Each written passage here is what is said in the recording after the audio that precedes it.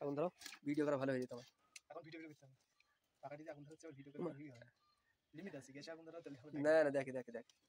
এই লিমিট গেল কি করলি তুই কি করলি আর ভিতরে অক্সিজেন নিচে নিচে দে নিচে পাকাটি নিচে দে আর ভিতরে অক্সিজেন পাচ্ছে না দিবে যাচ্ছে দেখ বন্ধ হয়ে যাবে এমনি ওখানে হাওয়া এই বাইরে বাইরে বাইরে